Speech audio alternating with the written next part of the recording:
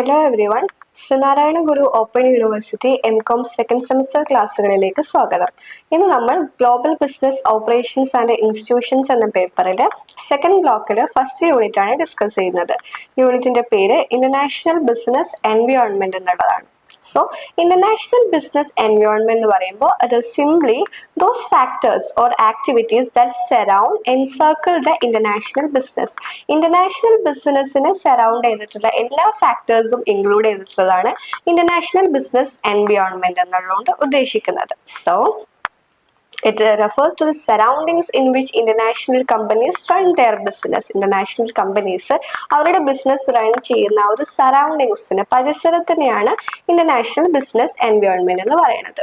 So international business എൻവയോൺമെന്റിന്റെ features പറയുകയാണെങ്കിൽ attract FDI, encouraged flexible import and export policies, given rise to import of jobs in the field of IT enabled services, caused increase in foreign currency reserves, improved standard of living, taught about increase in purchasing power, improved quality of goods and services എന്നൊക്കെയുള്ളതാണ് international business എൻവയോൺമെന്റിന്റെ features ആയിട്ട് വരുന്നത്.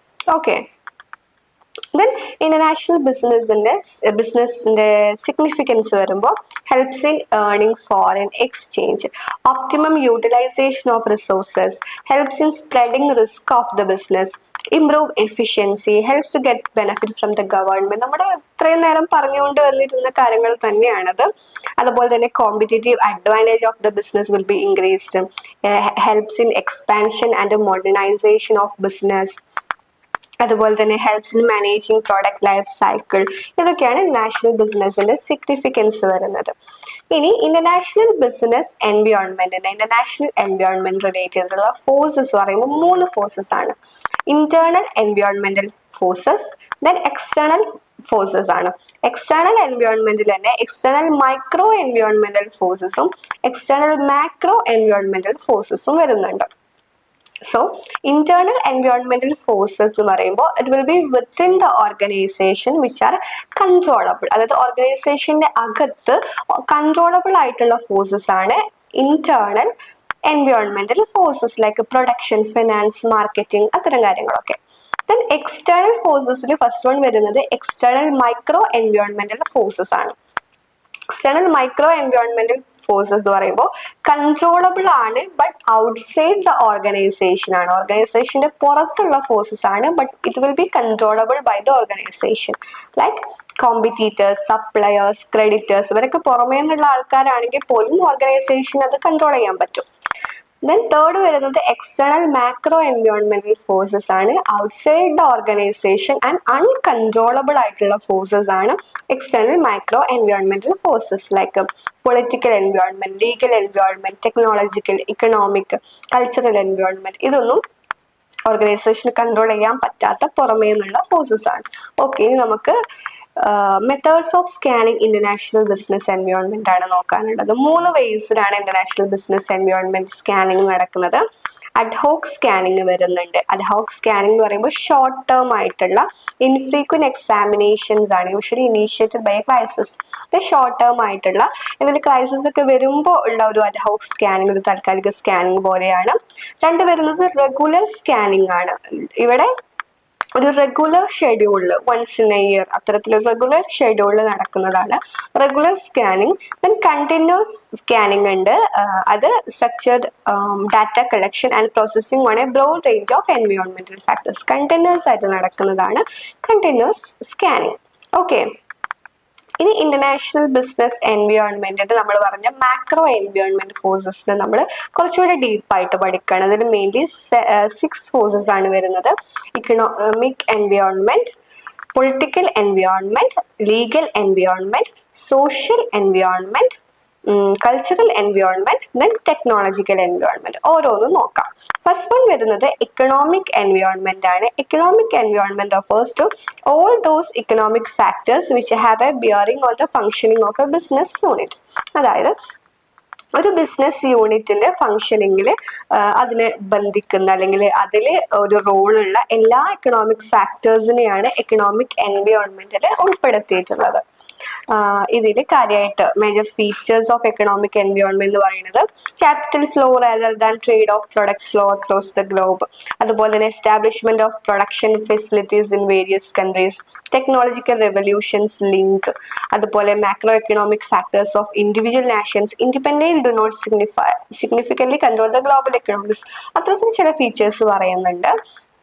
Then economic എൻവയോൺമെന്റിലെ ഏറ്റവും important ആയിട്ടുള്ള ഒരു term, ഒരു idea ആണ് economic system എന്നുള്ളതുകൊണ്ട് ഉദ്ദേശിക്കുന്നത്. Economic system is one of the important factor of economic development that influence international business. Economic system is an organisation of institution established to satisfy human needs or wants of the economy. Mainly 3 economic systems ആണ് ഉള്ളത്. Capitalistic economic system, socialist economic system, mixed economic system. Capitalistic economic system എന്ന് പറയുന്നത് it provides for economic democracy and customer choice for products and services. This system emphasizes the philosophy of individualism. Okay, capitalist economic system specialize ചെയ്യുന്നത് individualism ആണ്, believing in private ownership അവിടെ ഉണ്ട്. അതൊക്കെ simply capitalist ആയിട്ടുള്ള socialist ആയിട്ടുള്ള mixed economy follow ചെയ്യുന്ന നാഷൻസിന്റെ പേര്, നാഷൻസിന് ഓർത്താൽ തന്നെ നമുക്ക് കിട്ടും. അപ്പൊ ക്യാപിറ്റലിസ്റ്റ് എക്കോണമി പറയുമ്പോൾ USA, ജപ്പാൻ, UK ഇവിടെയൊക്കെ ക്യാപിറ്റലിസം ആണ്. അവിടെ ജനാധിപത്യം വരുന്നില്ല, ഇൻഡിവിജ്വൽ ഓണർഷിപ്പിന്, പ്രൈവറ്റ് ഓണർഷിപ്പിന് പ്രയോറിറ്റി കൊടുക്കുന്ന രീതിയാണ്. ഓക്കെ, ദെൻ സെക്കൻഡ് വരുന്നത് സോഷ്യലിസ്റ്റ് എക്കണോമിക് സിസ്റ്റം ആണ്. ഇവിടെ private properties and property rights ഒക്കെ അബോളിഷ് ചെയ്തിട്ട് സ്റ്റേറ്റ് ആണ് എല്ലാ factors of production and distribution own ചെയ്യുന്നത് സ്റ്റേറ്റ് ആണെന്നുള്ള രീതിയാണ് സോഷ്യലിസ്റ്റ് എക്കണോമിക് സിസ്റ്റത്തിൽ വരുന്നത്. For example China, Cuba, Vietnam ഇതെല്ലാം സോഷ്യലിസ്റ്റ് എക്കണോമിക് സിസ്റ്റം ഫോളോ ചെയ്യുന്ന കൺട്രീസ് ആണ്. Then it comes mixed economic system, നമ്മുടെ ഇന്ത്യ പോലെ മിക്സ്ഡ് എക്കണോമിക് സിസ്റ്റം. ഇവിടെ മേജർ ഫാക്ടേഴ്സ് ഓഫ് പ്രൊഡക്ഷനും ഡിസ്ട്രിബ്യൂഷൻസ് ഒക്കെ ഓൺ ചെയ്യുന്നതും മാനേജ് ചെയ്യുന്നതും കൺട്രോൾ ചെയ്യുന്നതൊക്കെ സ്റ്റേറ്റ് ആണെങ്കിലും എന്താണ്, system does not distribute the existing wealth equally among people but believes in full employment and suitable rewards for the workers effort. രണ്ടും കൂടി മിക്സ് ചെയ്തിട്ടുള്ളതാണ് mixed economic system. Example India, Bangladesh, ശ്രീലങ്കയൊക്കെ mixed economic system ആണ് follow ചെയ്യുന്നത്. ഇനി കൺട്രീസിനെ income wise classify ചെയ്യുമ്പോൾ low income countries ഉണ്ട്. ഇവയെ തേർഡ് വേൾഡ് കൺട്രീസ് അല്ലെങ്കിൽ പ്രീ ഇൻഡസ്ട്രിയൽ കൺട്രീസ് ഒക്കെ പറയാൻ പറ്റും. ലോവർ മിഡിൽ ഇൻകം കൺട്രീസ് ഉണ്ട്, ഇത് ലെസ് ഡെവലപ്ഡ് കൺട്രീസ് ആവും. അപ്പർ മിഡിൽ ഇൻകം കൺട്രീസ് ഉണ്ട്, ഇവയെ ഇൻഡസ്ട്രിയലൈസിങ് കൺട്രീസ് എന്നും.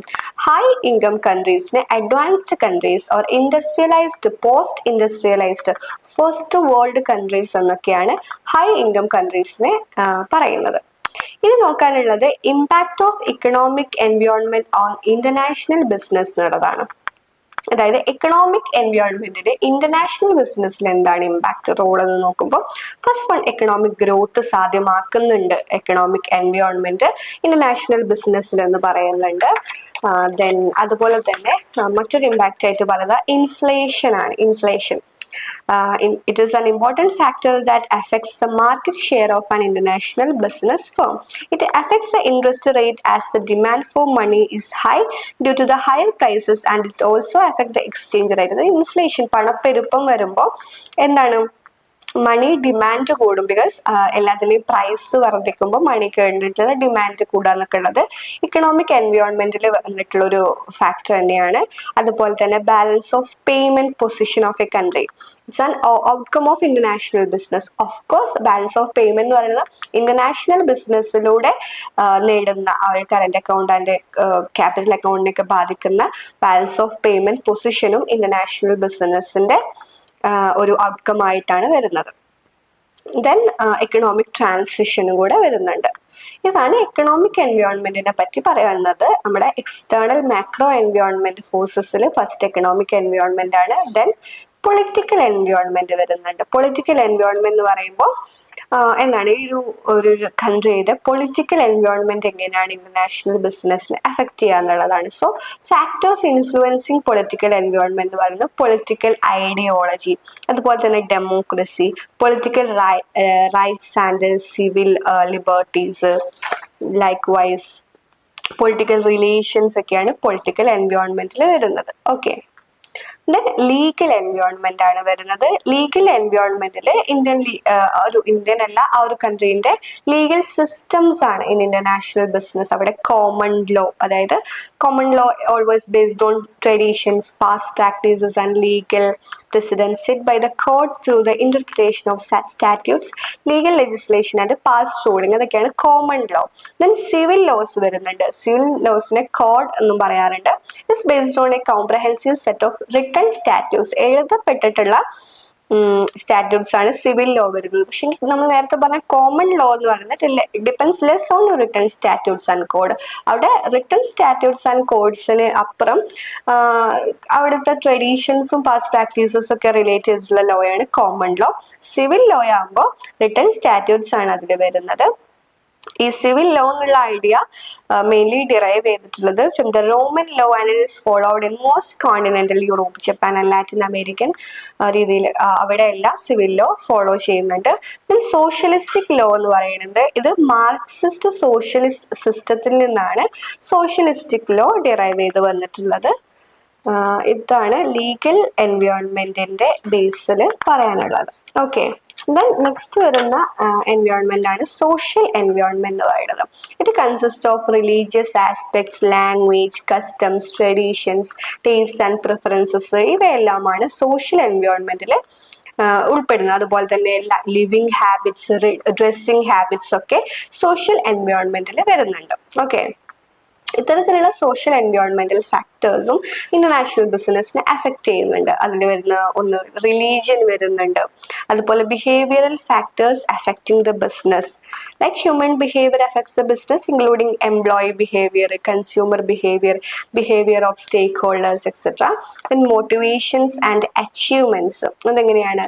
Economic development of a country depends on the motivation of people to work hard and the desire for achievement. അല്ലേ, people rank their motivational needs differently from the country to country. Okay, ഒരു developing കൺട്രിയിലുള്ള ആൾക്കാരുടെ needs ആവില്ല developed കൺട്രീസിലുള്ള ആൾക്കാരുടെ needs എന്നുള്ള രീതിയിൽ മോട്ടിവേഷൻസും അച്ചീവ്മെന്റ്സും ഒരു impact, ഒരു social എൻവയോൺമെന്റൽ ഫാക്ടറിൽ ഇന്റർനാഷണൽ ബിസിനസ്സിനെ ഇമ്പാക്ട് ചെയ്യുന്നുണ്ട്.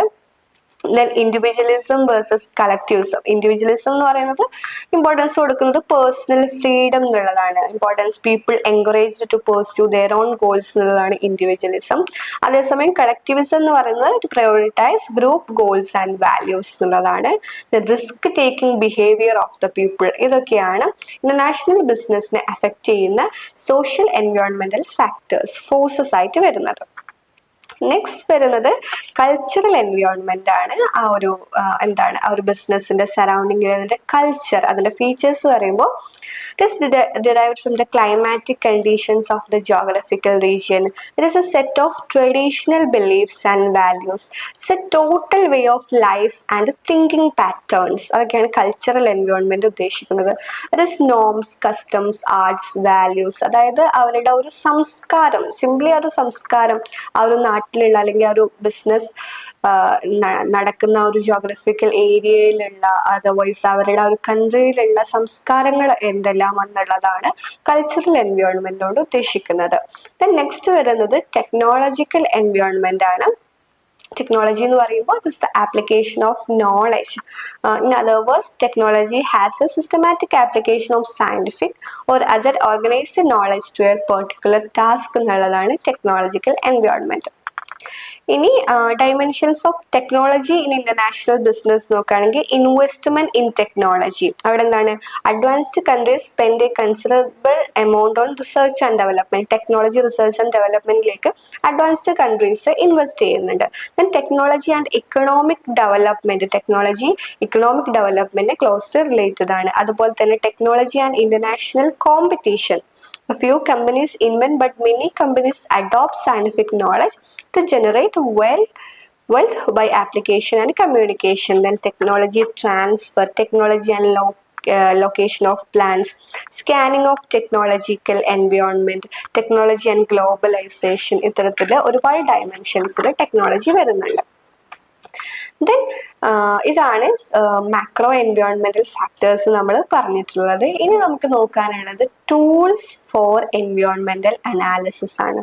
അതായത് എൻവയോൺമെന്റൽ അനാലിസിസ് എന്ന് പറയുമ്പോൾ it is a process of evaluating the എൻവയോൺമെന്റൽ impact of a project or product or service. ഒരു പ്രൊജക്റ്റിന്റെ, പ്രൊഡക്റ്റിന്റെ, സർവീസിന്റെ എൻവയോൺമെന്റൽ ഇമ്പാക്ട് എന്താന്ന് ഇവാലുവേറ്റ് ചെയ്യുന്നത്, അത് അനലൈസ് ചെയ്യുന്നതിനെയാണ് എൻവയോൺമെന്റൽ അനാലിസിസ് എന്ന് പറയുന്നത്. ഇനി അതിന് ഉപയോഗിക്കുന്ന ടൂൾസ് നോക്കുമ്പോൾ ചെക്ക് ലിസ്റ്റ് വരുന്നുണ്ട്.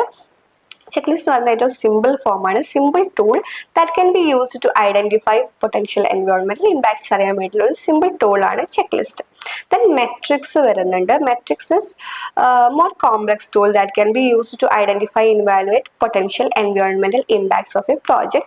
Metrics typically consider the severity of the impact. അതായത് ഇമ്പാക്ട് യെസ് ഓർ നോ എന്നല്ല, അതിന്റെ സിവിയറിറ്റി എത്രത്തോളം ഉണ്ട് എന്നുള്ളതാണ് മെട്രിക്സിലൂടെ കാണാൻ പറ്റുന്നത്. And the likelihood of the impact occurring and the importance of the എൻവയോൺമെന്റൽ factors that is being impacted എന്നുള്ള കാര്യങ്ങളാണ് മെട്രിക്സ് ടൂൾസിലൂടെ നമുക്ക് കാണാൻ പറ്റുക. Then geographical information system GIS വരുന്നുണ്ട്. അതൊരു കമ്പ്യൂട്ടർ ബേസ്ഡ് സിസ്റ്റം ആണ് and that can be used to store, analyze and display geographical data. Fourth one വരുന്നത് ലൈഫ് സൈക്കിൾ അസസ്മെന്റ് ആണ്. LCA എന്ന് പറയും. It's a method of assessing the environmental impact of a product or service throughout its entire life cycle. ഒരു പ്രൊഡക്റ്റിന്റെ അല്ലെങ്കിൽ സർവീസിന്റെ entire life സൈക്കിളിൽ അതിന്റെ എൻവയോൺമെന്റൽ impact എന്താണെന്ന് അസസ് ചെയ്യുന്നതിനെയാണ് ലൈഫ് സൈക്കിൾ അസസ്മെന്റ് എന്നുള്ളതുകൊണ്ട് ഉദ്ദേശിക്കുന്നത്. ഫിഫ്ത്ത് വൺ വരുന്നത് എൻവയോൺമെന്റൽ ഇമ്പാക്ട് സ്റ്റേറ്റ്മെന്റ് ആണ്. EIS എന്ന് പറയുന്നത് it's a detailed document that is required by law for certain types of projects that have the potential to have significant impact on എൻവയോൺമെന്റിൽ significant impact ഉണ്ടാക്കാൻ സാധ്യതയുള്ള സർട്ടൻ പ്രോജക്ട്സിന് നിയമപ്രകാരം വേണ്ടിയിട്ടുള്ള ഒരു ഡീറ്റെയിൽഡ് ഡോക്യുമെന്റ് ആണ് എൻവയോൺമെന്റൽ ഇമ്പാക്ട് സ്റ്റേറ്റ്മെന്റ് എന്ന് പറയുന്നത്. ഓക്കെ, സിക്സ്ത് വൺ വരുന്നത് പെസ്റ്റ് അനാലിസിസ് ആണ്. പെസ്റ്റ് സ്റ്റാൻഡ്സ് ഫോർ എന്താണ്? P for political and E economic, S social and T technological analysis. ഇതാണ് പെസ്റ്റ് അനാലിസിസ് കൊണ്ട് ഉദ്ദേശിക്കുന്നത്. ഇവിടെ describes A framework of macro എൻവയോൺമെന്റൽ ഫാക്ടേഴ്സ് യൂസ്ഡ് ഇൻ എൻവയോൺമെന്റൽ സ്കാനിങ്. ഈ പെസ്റ്റിനെ തന്നെ സ്റ്റെപ്പ്, അതുപോലെ സ്റ്റേ, പെസിൽ എന്നൊക്കെ പറയാറുണ്ട്. ഇപ്പൊ പെസിൽ PESTLE എന്ന് പറയുമ്പോൾ എന്തൊക്കെ വരും? Political, economical, socio cultural, then technological, legal and എൻവയോൺമെന്റൽ എന്നുള്ളതാണ് പെസിൽ കൊണ്ട് ഉദ്ദേശിക്കുന്നത്. ഓക്കെ, ഈ പെസിലേക്ക് റീസെന്റ് അത് എക്സ്റ്റെൻഡ് ചെയ്തുള്ള ഒരു ED കൂടി ആഡ് ചെയ്തിട്ടുണ്ട്. അത് E stand for ethics and D stand for demographics. അപ്പോൾ എന്താണ്? STEEPLED അത്തരത്തില് ഒരു അനാലിസിസ് ടൂളുകൾ, അതെല്ലാം തന്നെ ഫസ്റ്റ് ലെറ്റർ വെച്ചിട്ടൊരു നെയിം ഉണ്ടാക്കുക എന്നുള്ളതാണ് അതുകൊണ്ട് ഉദ്ദേശിക്കുന്നത്. ഇത്രയും ഒരു 6 അനാലിസിസ്, എൻവയോൺമെന്റൽ ഇമ്പാക്ട് അനാലിസിസ് ടൂൾസ് ആണ് ഇപ്പൊ നമ്മൾ പറഞ്ഞത്. ഇത് നമ്മൾ പറഞ്ഞിട്ടുള്ള മാക്രോ എൻവയോൺമെന്റൽ ഫോഴ്സസിന്റെ ഓരോന്നിലും വരുന്ന ഫാക്ടേഴ്സ് നോക്കുകയാണെങ്കിൽ പൊളിറ്റിക്കൽ ഫാക്ടേഴ്സ് ആയിട്ട് വരുന്നത് political climate, amount of government activity, അതുപോലെ തന്നെ political stability and risk, government ഡെപ്റ്റ്, ബജറ്റ് ഡെഫിസിറ്റ് ഓർ സർപ്ലസ്, ഇത്തരം കാര്യങ്ങൾ, അതുപോലെ പേറോൾ, ടാക്സസ് ഒക്കെയാണ് പൊളിറ്റിക്കൽ ഫാക്ടേഴ്സിൽ വരുന്നത്. എക്കണോമിക് ഫാക്ടേഴ്സിൽ GNP or GDP per capita, അതുപോലെ തന്നെ unemployment rate, inflation rate, inventory levels ഒക്കെയാണ് എക്കണോമിക് ഫാക്ടേഴ്സ് ആയിട്ട് വരുന്നത്. ദെൻ സോഷ്യോ കൾച്ചറൽ ഫാക്ടേഴ്സിൽ വരുന്നത് ആൻഡ് ഡെമോഗ്രഫിക് ഫാക്ടേഴ്സ് ആയിട്ടുള്ള population size and distribution, age distribution, education level, income level, ethnic origins, religious affiliations ഒക്കെയാണ് socio cultural ഫാക്ടേഴ്സിൽ വരുന്നത്. ലാസ്റ്റ് ടെക്നോളജിക്കൽ ഫാക്ടേഴ്സിൽ വരുന്നത് industrial productivity, new manufacturing processes, cost and accessibility of electrical power, new products and services of supply chain partners, ഇത്തരം കാര്യങ്ങളൊക്കെയാണ് technological എൻവയോൺമെന്റിൽ വരുന്ന technology factors. ഇത്രയും കാര്യങ്ങളാണ് നമുക്ക് ഈ ഒരു സെക്കൻഡ് ബ്ലോക്കിൽ, സെക്കൻഡ് യൂണിറ്റിൽ ഡിസ്കസ് ചെയ്യാനുള്ളത്. So thank you all, have A nice day.